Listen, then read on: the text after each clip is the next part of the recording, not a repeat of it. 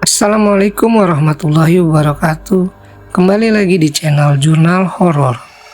Untuk cerita kali ini berjudul Peliharaan Nenek. Kejadian ini flashback di tahun 2002, di mana teman ibuku masih kuliah di Fakultas Kesenian Tari di Jakarta. Sedikit latar belakang. Teman ibuku ini sebut saja namanya Ambar. Dia kenal sama ibuku karena waktu tahun 2016 ada workshop membatik. Jadilah ibuku ketemu dan kenal Ambar ini. Akhirnya berteman sampai sekarang. Karena Ambar merasa sudah dekat dengan ibuku, akhirnya Ambar suka sharing apapun itu sampai ke hal pribadi. Termasuk cerita absurd di hidupnya yang bakal aku ceritain malam ini. Cerita ini diceritakan oleh ibuku atas persetujuan Ambar, karena mau menyampaikan pelajaran hidup dan juga budaya yang harus tetap lestari sampai kapanpun. Kita mulai ya ceritanya dari sudut pandang Ambar. Waktu itu aku masih semester 4 kuliah. Biasanya kampus mengadakan acara besar tahunan di semester ganjil, yang mana bakal ada penampilan dari masing-masing jurusan dan angkatan di kampusku. Acara itu bakal diadakan di awal semester depan. Aku tertarik mau ikut perform di pentas itu, karena aku belum pernah sama sekali perform di acara kampus. Pengumumannya memang disebarkan 1,5 bulan sebelum acara diselenggarakan. Jadi saat itu aku memang sudah mau UAS. Jadinya akhir semester 4 sisa 1 minggu lagi. Yang membuat aku bimbang, aku bakal nari berkelompok atau aku bakal solo. Kalau solo, tandanya aku harus izin dengan semua teman kelasku. Karena memang cuma boleh satu kelas menyumbang satu perform. Di jurusanku memang cuma ada 4 kelas saat itu. Tapi kalau digabung dengan jurusan lain bakal super ramai. Dibayangkan aja, kalau setiap kelas ada 3 yang sumbang perform, mau selesai kapan acaranya? Akhirnya setelah musyawarah dengan teman satu kelas, kami sepakat untuk aku tari solo. Teman sekelasku juga percaya aku bisa tampil dengan maksimal. Lagian teman satu kelasku juga kurang kompak, jadi mereka nggak begitu memaksakan untuk ikut perform.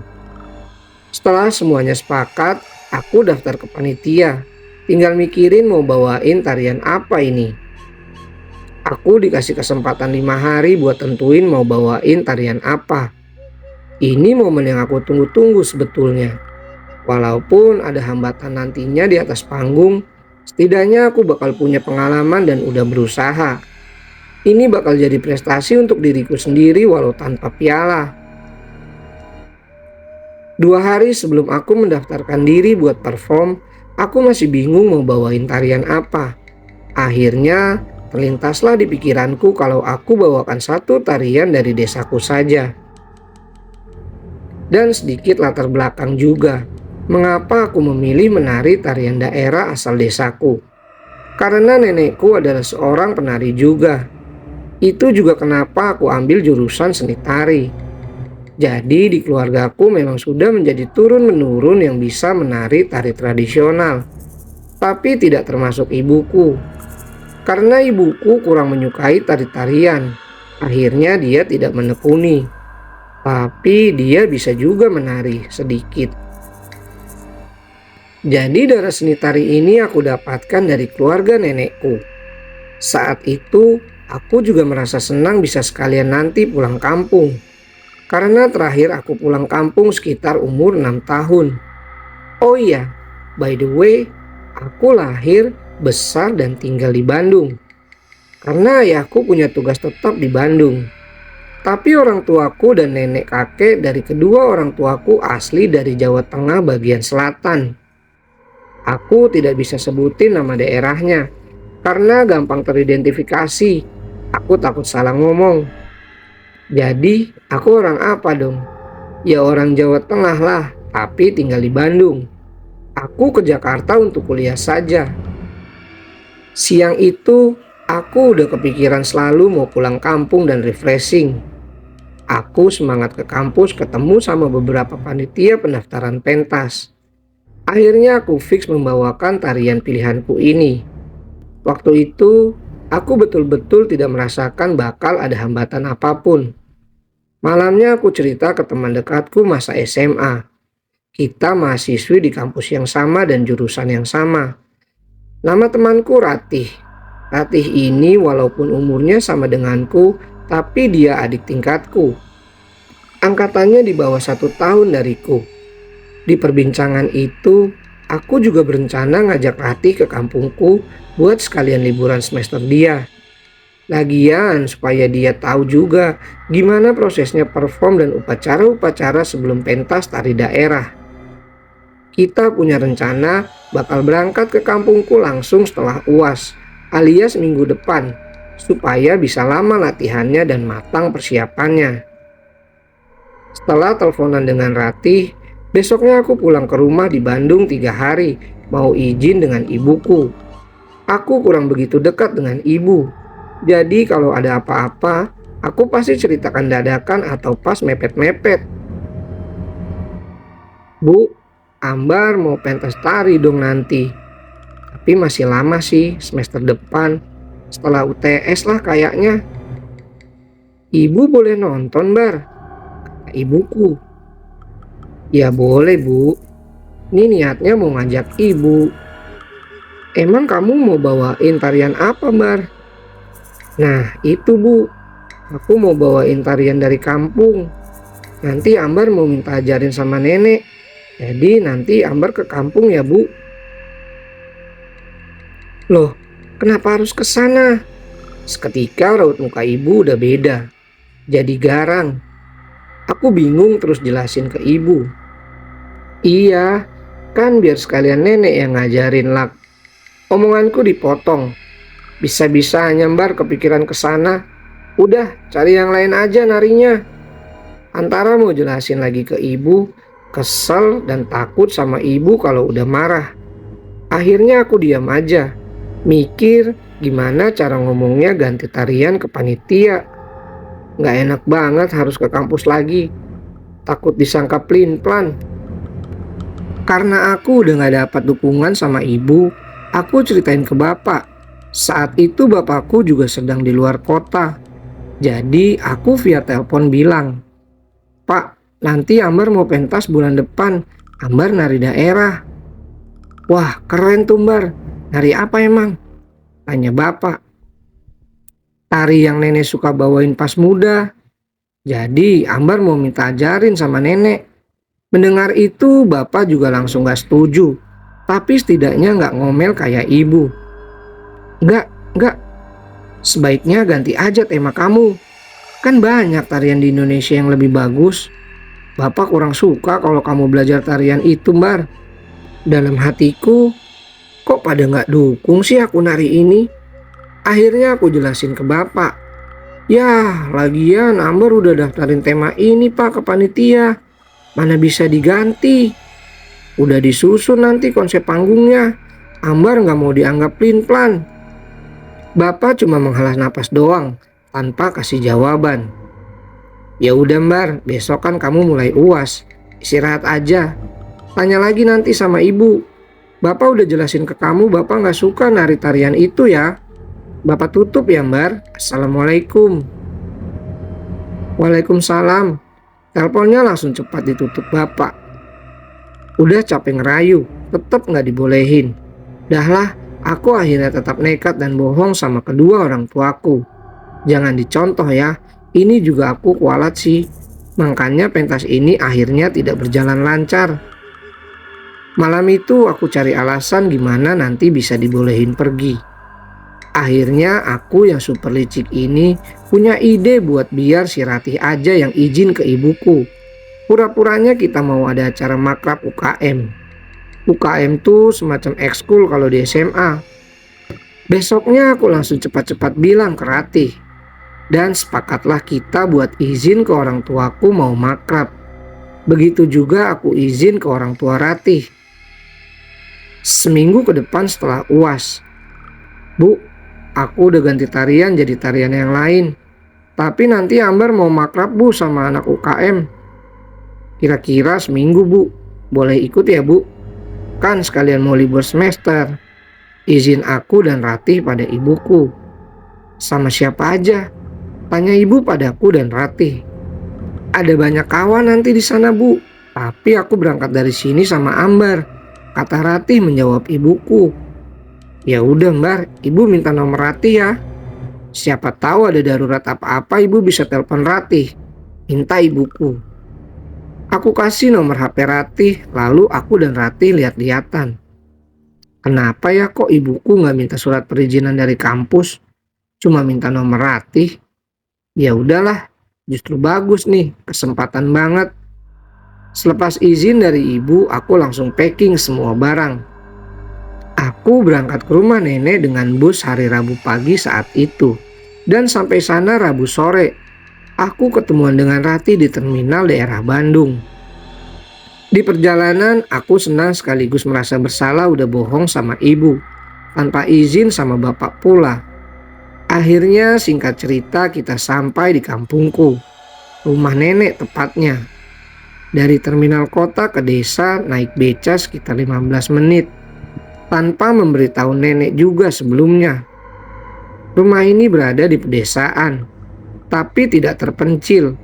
Jaraknya antara rumah tetangga ada 20 meter. Mobil tidak bisa masuk. Cuma bisa becak aja karena ada di tepian sawah. Kebetulan di situ nenek lagi ngurus tanamannya di depan rumah. Melihat aku sama Ratih datang, nenek sebenarnya agak bingung dan lupa. Wajar aja, aku terakhir ke sana kira-kira 14 tahun yang lalu. Nenek menyambutku dan agak heran juga, kenapa aku masih hafal dengan jalannya. Oh iya, kenapa aku bisa hafal rumah nenek? Sebetulnya nenekku semacam artis saat mudanya. Dia terkenal di kota itu karena dia penari handal dan sering mengisi acara-acara besar di daerah kampungku. Makanya aku sekali bilang dengan tukang beca di sekitar situ nama nenekku, beliau langsung tahu rumahnya. Nenekku belum terlalu tua kelihatannya, padahal umurnya sudah 71 tahun saat itu. Masih bisa beraktivitas sendirian. Masuk ke halaman rumah, aku seketika bernostalgia dengan masa kecilku. Semakin masuk ke rumah, aku makin kegirangan mengenang masa kecil. Betul-betul gak berubah bentuk rumahnya. Di situ kami disediakan tempat menginap untuk 1 minggu di kamar bekas ibuku. Posisi kamarnya ada di tengah, kamar nenek di belakang, kamarku tengah dan yang depan kosong. Entahlah kenapa kami ditempatkan di kamar tengah. Nenek kelihatan sumringah dan betul-betul semangat menyambut kami. Tapi aku bingung kenapa nenek gak nanyain ibu. Malam itu tampak biasa aja. Disuguhin makan malam dan di situ kami mulai cerita gimana kami di kampus dan tujuan kami ke sana. Nek, nanti aku mau mentas nari. Nenek ajarin aku dong, aku seminggu di sini niatnya nek. Kataku.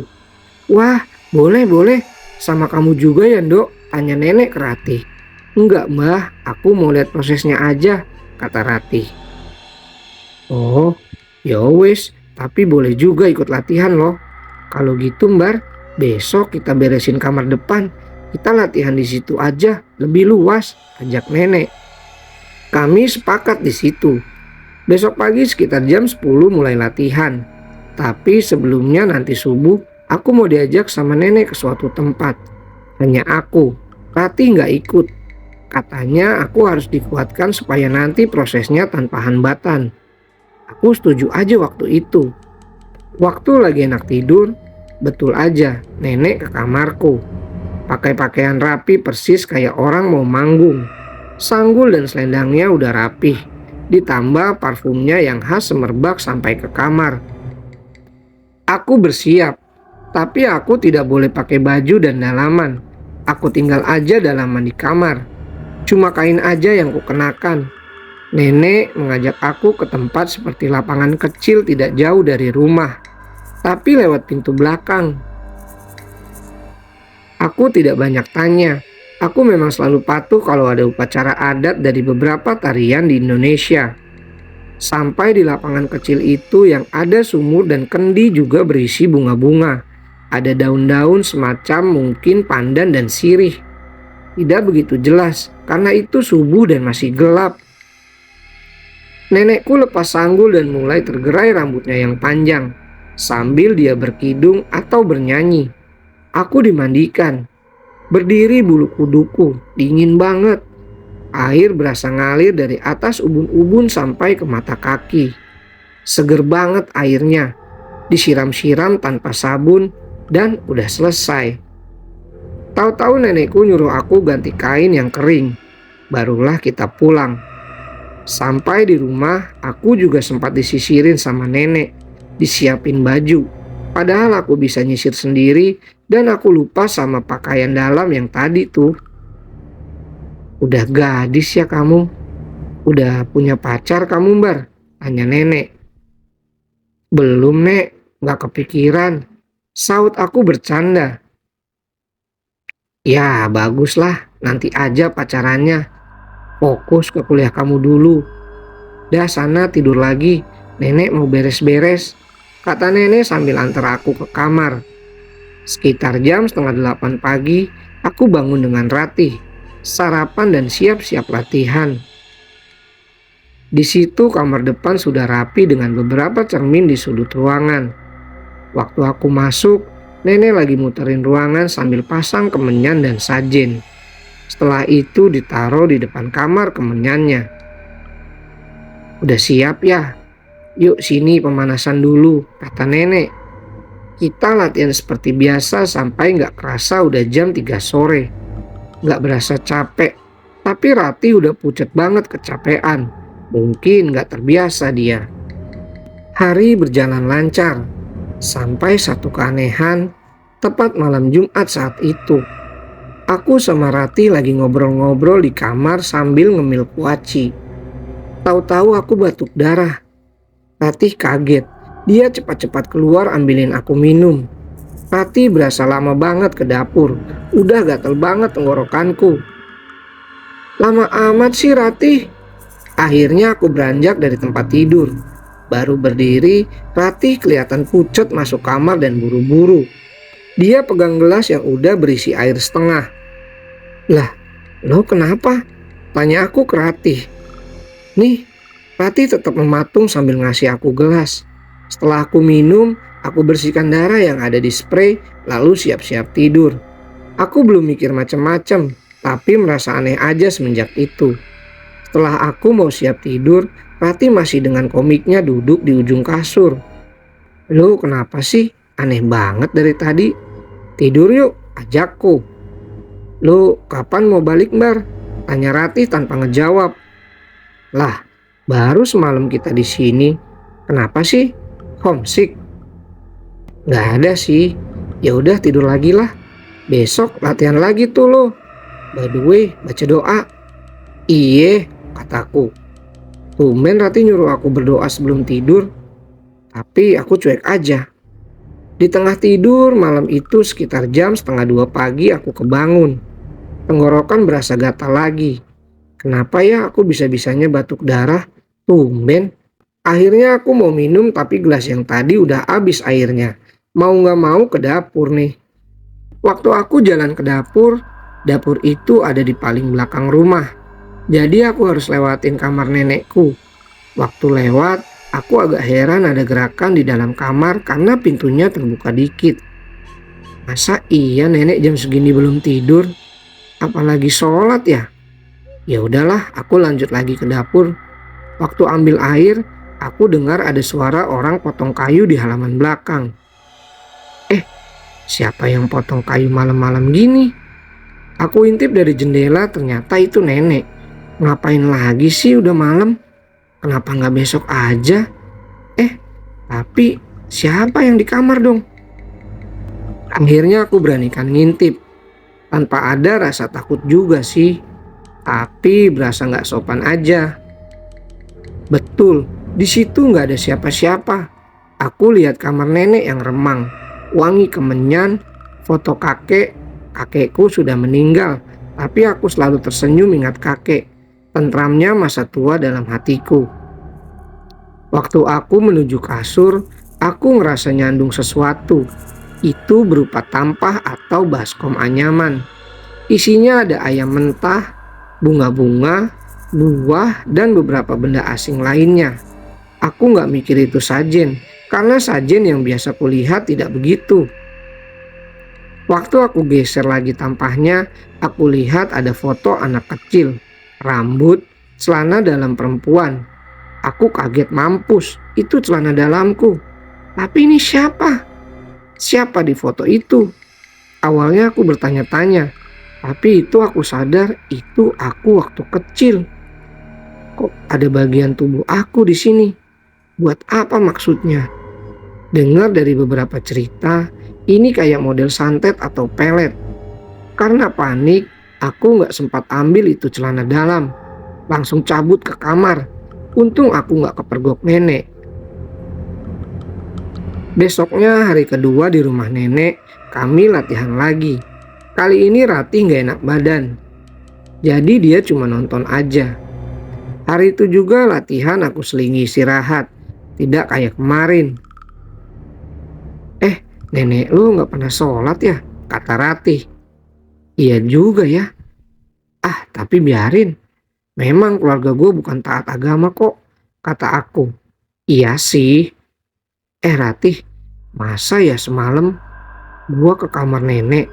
Gue lihat ada foto gue di kolong kasurnya. Segala ada CD gue lagi. Sama ada rambut tapi nggak tahu rambut siapa. Panjang dan keriting begitu. Kayak rambut gue sih. Tapi masa iya sih? Cerita aku ke Ratih mengendap-endap. Takut ada nenek. Hah? Serius lu? Kaget si Ratih. Iya beneran. Apa itu ya? Ya elu keluarganya masa nggak paham?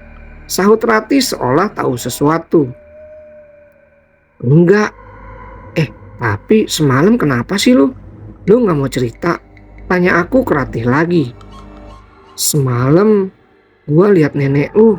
Aneh Bar. Belum selesai cerita, tahu-tahu nenek udah datang bawain teh anget. Minum ini, biar kuat kayak nenek nih. Makasih mbah, kata Ratih. Waktu baru minum seteguk, Ratih batuk hampir muntah dan nunjukin muka gak enak gitu. Kenapa Ratih? Sambil aku usap punggungnya. Gak apa-apa kok, keselak, kata Ratih kayak kelihatan bohong. Terusin dok minumnya, habisin. Kata nenek sambil ngelus tangan Ratih terus cabut ke dalam rumah. Ngelihat nenek udah masuk, Ratih bilang sama aku. Bar, sorry ya, tapi ini teh getir amat. Mana ada pedes-pedesnya. Ini teh apa jamu sih? Hahaha, gak biasa kali lu sama teh orang sini. Punya gue manis kok. Ratih kayak kesel, terus gak lanjutin minum tehnya. Aku juga heran sama dia. Kenapa pahit? Padahal teh ini enak banget, wangi dan manis. Madunya enak. Latihan cuma berlanjut 2 jam. Habis itu kita selesaikan sore-sore sambil nemenin nenek pergi ke pasar. Entah kenapa nenekku pergi ke pasar sore-sore. Kan umumnya pagi. Waktu aku ke pasar, Ratih kami tinggal di rumah sendirian karena demamnya belum pulih. Aku dan nenek ke pasar. Ternyata bukan beli bahan makanan, tapi beli beberapa kain dan aksesoris sanggul. Nenek memang suka dandan. Aku suka diajak juga waktu kecil buat beli beberapa riasan wajah. Selesai dari pasar, aku agak heran sih dengan tatapan warga di desa ini yang rata-rata sinis. Tapi waktu aku lihat ekspresi nenek, dia chill aja macam gak peduli. Aku lihat dari jauh Ratih di depan rumah sambil selimutan megang golok. Serem deh. Turun dari beca, aku jalan duluan daripada nenek dan nyamperin Ratih. Habis nebang bambu lu, ledekku. Gua mau balik sekarang. Sambil agak berbisik, berjalan dekatin aku tapi ngebentak. Aku bingung, kenapa sih nih Ratih? Aku mohon sama dia buat nginep 1 hari lagi, tapi dia diam aja. Di sini puncaknya. Malam ini Ratih tidur duluan tanpa ngomong sama sekali ke aku. Terakhir dia ngomong minta pulang. Aku salah apa ya? Malam itu sekitar jam setengah dua, persis di jam yang sama kemarin aku bangun. Aku ngerasa tenggorokan gatal lagi. Akhirnya aku ambil minum, tapi setelah minum aku merasa mual dan akhirnya muntah di dapur. Kaget, yang keluar dari mulutku ternyata gumpalan hitam. Dan ada darah juga. Aku jijik dan takut. Akhirnya aku panggil nenek, tapi yang keluar malah Ratih. Loh, apa itu Mbar? Kaget Ratih. Nggak tahu, aku nggak tahu, aku takut. Aku jelasin ke Ratih, sambil Ratih bopong aku ke kamar. Nenekmu mana? Tanya Ratih. Aku cuma geleng kepala dan Ratih keluar kamar nyari nenekku. Aku bingung, nenek kamarnya ada dekat dapur, tapi kenapa nggak keluar aku teriak sekencang itu. Waktu nunggu Ratih di kamar, aku ngerasa ada yang manggil namaku dari luar. Suaranya aku kenal tapi nggak tahu siapa. Betul aja, aku keluar kamar. Di kamar depan, tempat latihan nari terbuka pintunya. Aku lihat di situ ada perempuan mirip ibuku. Di situ juga aku lihat ibu terduduk depan cermin sudut kamar. Lah, Bu, kok di sini? Tanyaku.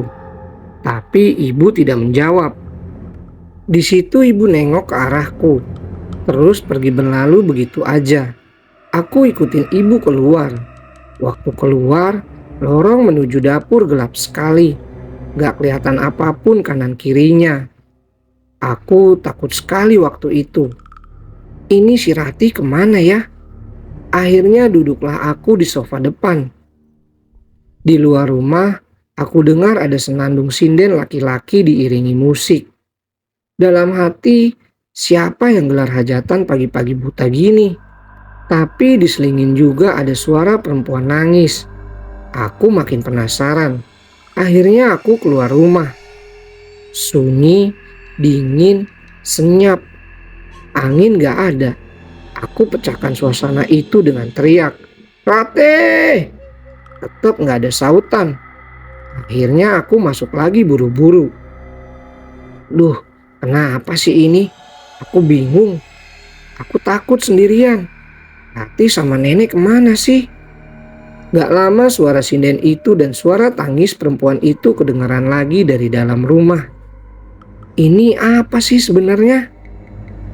Masuk ke kamar, aku juga dibuat kaget ngelihat ada perempuan menari menghadap lemari.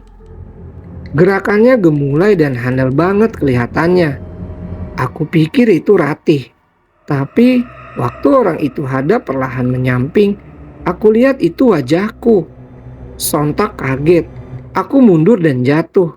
Ini apa? Ini kenapa? Lagi-lagi aku tampar diri sendiri berharap ini mimpi. Lagi dia mematung, tiba-tiba anak perawan, masih wangi, kulitnya halus, rambutnya sama kayak ibu. Namanya Ambar sayang. Mendengar itu aku kaget dan bangun lagi menuju sumber suara. Iya, kamar nenekku. Waktu aku masuk kamar nenek, aku lihat ada diriku sendiri yang tadi lagi menari, tahu-tahu ada di depan cermin rias kamar nenek. Tanpa ada nenek di sekitar situ. Ternyata betul, karena nenek ada di dapur, lagi berbincang sama sesuatu yang aku sendiri gak tahu apa itu. Entah manusia atau bukan. Siluetnya perempuan pakai mahkota, tapi dia posisinya tiduran di meja makan. Telungkup posisinya, sambil tangannya mengadah ke dagu. Setengah badan ke bawah aku gak jelas. Intinya kelihatan gak punya kaki. Aku semakin bingung dan lemas. Akhirnya aku pingsan. Di saat yang bersamaan, aku bangun di pangkuan Ratih yang lagi nangis. Ambar, bangun Bar, gua takut. Di sebelah Ratih ada nenek. Rautnya tenang tersenyum seolah gak ada apa-apa yang terjadi. Bangun Dok, mandi yuk. Lagi lemes begini bisa-bisanya disuruh mandi. Akhirnya aku bangun tapi aku tanya dulu ke nenek. Sebenarnya Ambar kenapa Nek? Tapi nenek bilang aku cuma pingsan aja kecapean. Pingsan di kamar dan bangun waktu maghrib. Iya, aku pingsan subuh dan bangun maghrib. Lama banget. Waktu duduk mau makan malam, aku lihat Rati udah natap aku nggak enak selama di meja makan. Seolah nyuruh aku bilang ke nenek kalau aku harus pamit. "Nek, aku pulang malam ini ya," kataku. "Buru-buru banget, Bar. Kan baru 4 hari, bilangnya seminggu," kata nenek. "Rati sakit, Nek, nggak enak. Aku juga udah cukup berlatihnya. Besok-besok aku kesini lagi, Nek." "Loh, nggak bisa gitu, Bar." Ucapan nenek ngegas tapi masih kelihatan ramah mukanya. "Loh, emang apa yang ditunggu lagi, Nek? Kan udah cukup juga 4 hari. Ini nggak diduga-duga. Aku sakit, Rati pun sakit." Nenek diam aja seolah ada yang disembunyikan.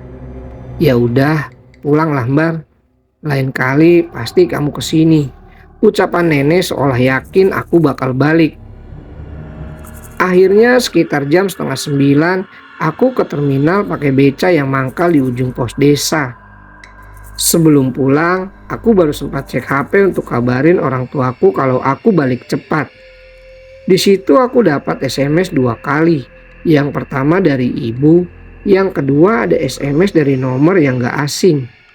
Dalam SMS-nya cuma ada nomor 6 digit, yang mana aku sadar setelah di bis. Itu nomorku sendiri. Yang aku telaah lagi, isi SMS itu adalah tanggal di mana seharusnya kami balik, yaitu lusa. Aku tanya sama Ratih, tapi Ratih juga bingung. Kenapa bisa aku SMS nomor sendiri? Sedangkan di pesan keluarnya aku nggak ada SMS ke siapapun. Setelah perjalanan pulang, di rumah aku nggak kunjung membaik. Aku masih sakit yang susah dijelaskan. Gatal tenggorokan dan sendi semua sakit, tapi tidak demam. Kalau Rati, dia kabarnya membaik setelah 2 minggu.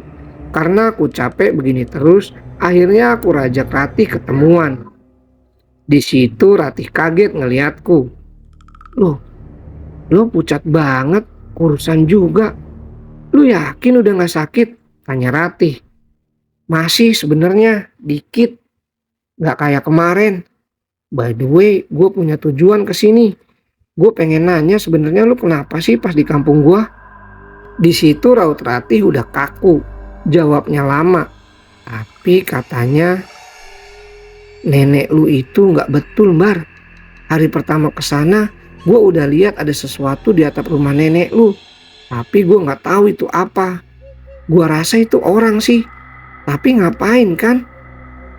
Di hari kedua waktu gue ambilin lu minum, gue lihat nenek lu gelagatnya aneh di kamar. Terus gue lihat ada ibu lu di sofa. Lagi duduk liatin gue.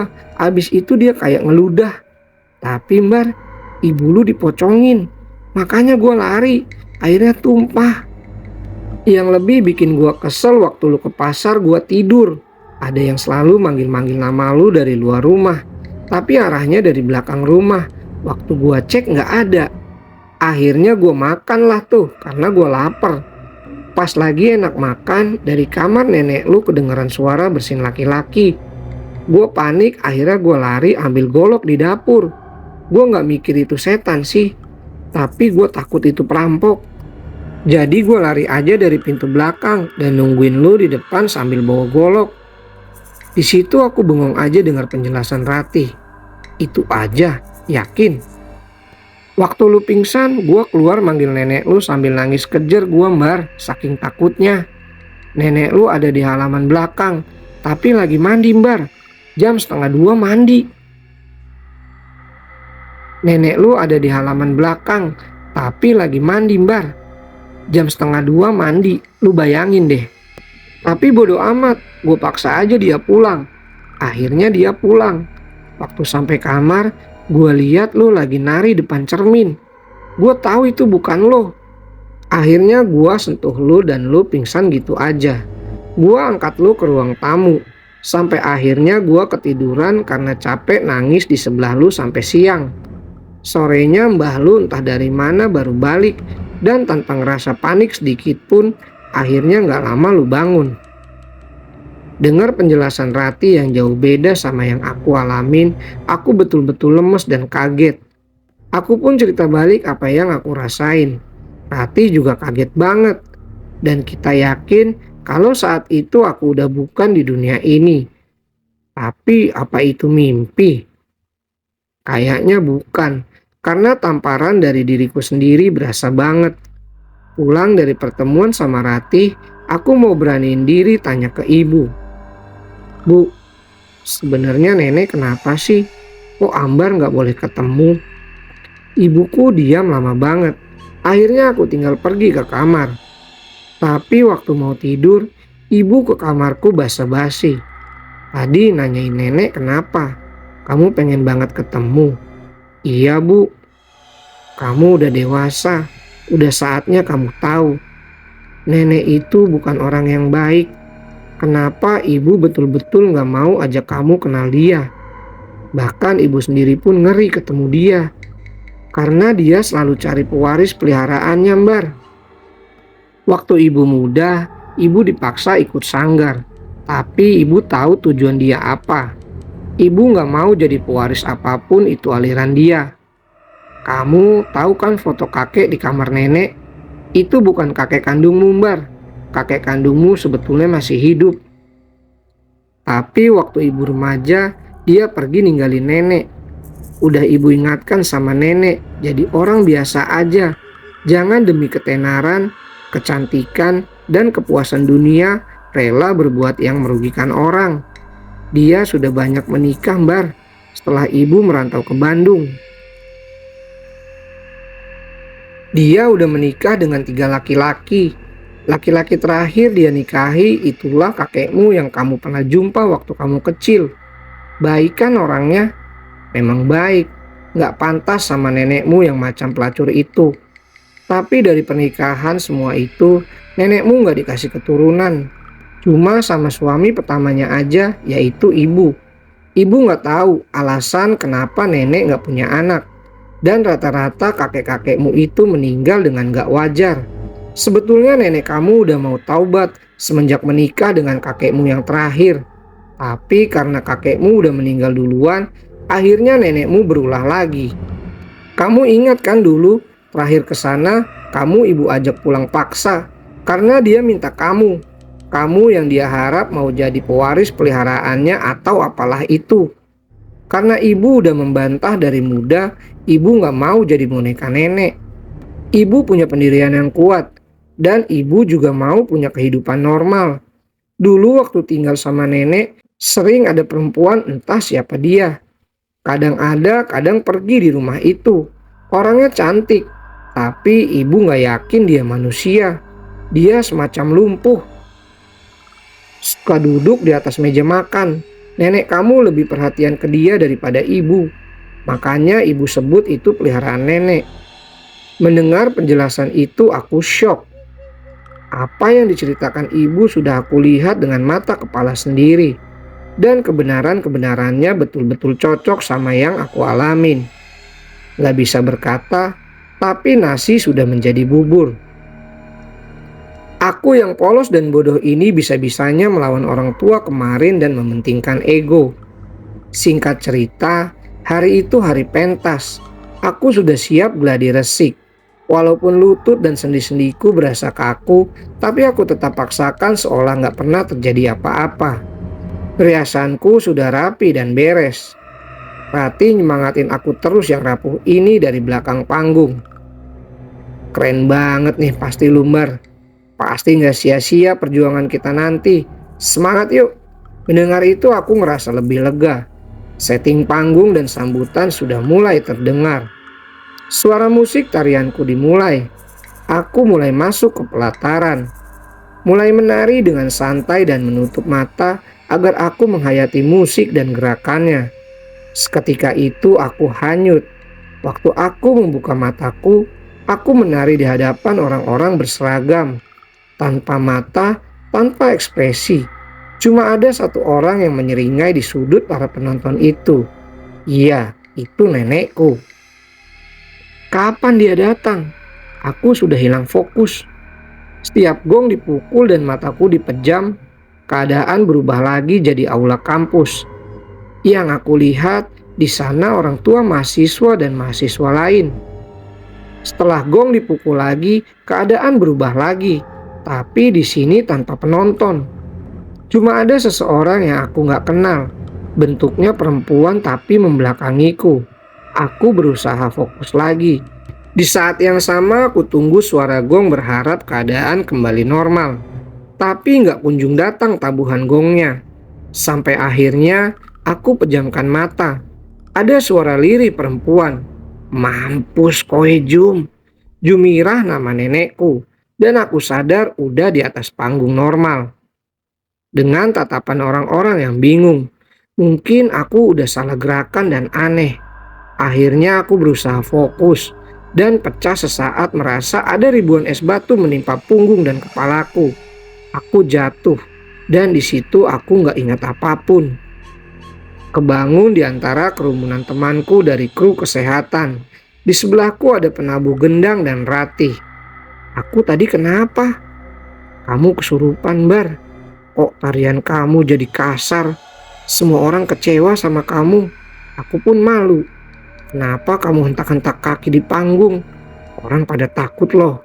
Segala kamu makanin semua bancakan di depan dosen-dosen. Gila kamu. Setelah Rati jelasin dia pergi. Tinggal aku, petugas dan penabuh gendang tadi. Mbak, kalau bisa abis ini rukiah atau kurang pinter ya. Ini bahaya. Bisa jadi nanti Mbak gak pernah menikah dan punya anak. Gak apa-apa Mbak, ini bisa selesai. Makanya menari itu tujuannya untuk keindahan dan menyampaikan pesan. Tapi Mbak punya tujuan lain di sini. Dah, habiskan tehnya. Saya pamit ke depan dulu. Aku bingung juga maksudnya, tapi aku iakan aja. Acara jadi kacau dan aku betul-betul malu sama teman sekelasku. Aku gak profesional. Orang tuaku juga pada saat itu datang telat. Untung, tapi tetap Rati bocorin semua yang terjadi. Ibuku marah besar, tapi bapak tetap tenangin aku gimana pun itu. Aku dirukiah dan ke orang pintar. Double. Akhirnya 2 hari setelah itu, kondisiku membaik. Sendi-sendi gak berasa sakit dan aku udah mulai doyan makan. Gak kurus lagi aku. Nenekku gimana?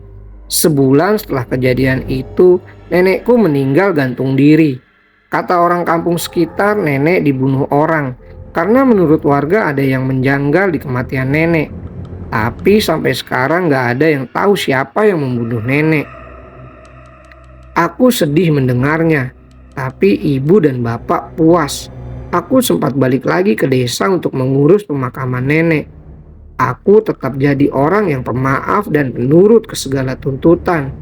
Makanya aku tetap kasihan sama nenek walaupun nenek udah berusaha mengambil jiwaku. Pesan di sini, tetap hargai warisan leluhur. Keluargaku nggak pernah heran untuk adanya sesajen dan wangi-wangi kemenyan. Karena untuk menghormati keluarga yang udah nggak ada.